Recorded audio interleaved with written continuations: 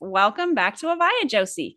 Oh my God, so good to be here. And hello, everybody in the AVAIYA family. So nice to be with Yeah. you again.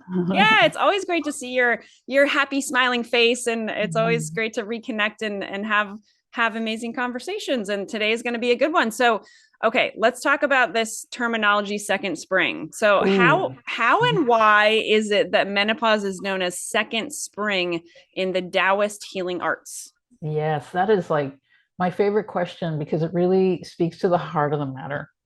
And the heart of the matter is in Western medicine, menopause is kind of like almost like a medical condition, like, oh, this is like, oh, I'm so sorry you're in menopause.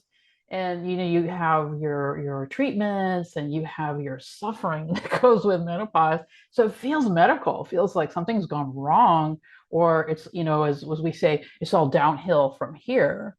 But here's the change on the other side of the coin. You have traditional Chinese medicine that refers to this change in a woman's life as the second spring. What a difference, right? What a difference. The second spring just sounds really beautiful.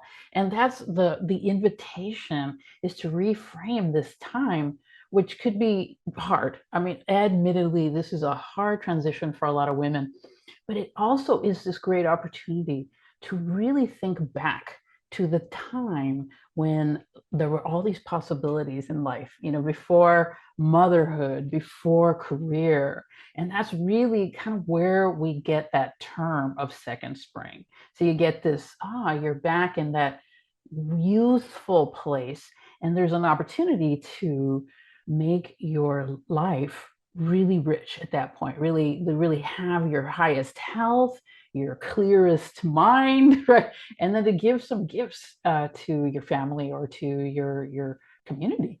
So it's the invitation is to have a second spring. And that I love that because just for myself, it's really changed how I see that. And I'm, in my second spring for many years now and just enjoying that. And so like really, how do you change it from like this suffering and this condition that you have to kind of hide from people to how do you get in there, make that transition with joy? So it's like another way of thinking about aging is not so much a decline, which it is, right? We are changing our body's changing.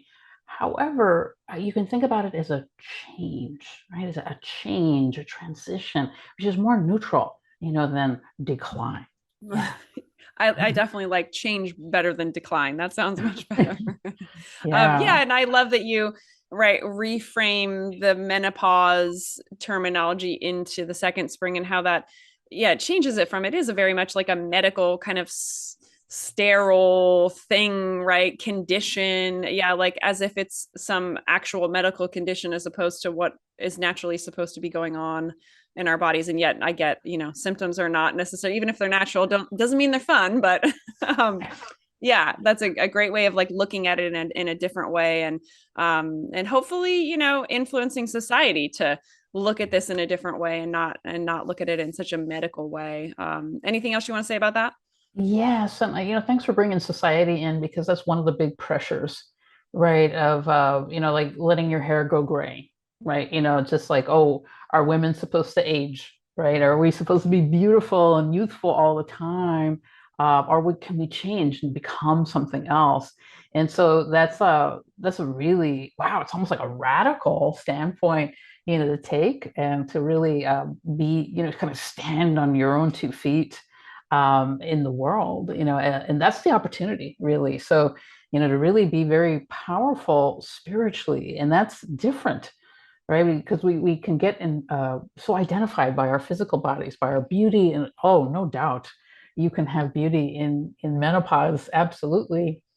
But also, it's a different kind of beauty. It's like a little bit deeper. What's that layer underneath where you've done your work, you've had your life, and now you can share some wisdom, with others and share even some joy, with others.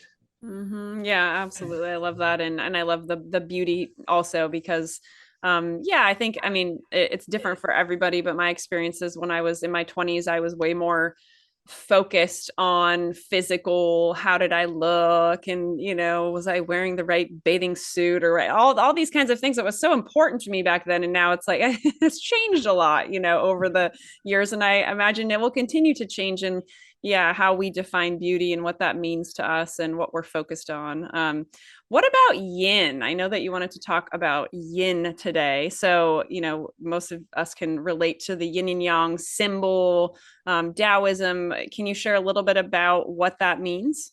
Oh, absolutely. And in the context of menopause, it's a great insight to have into what's happening. So we want to go back to that idea in Chinese medicine, traditional Chinese medicine, about what health is, right? So there's no such thing as menopause, right? In Chinese medicine, but there is that transition of a woman's life.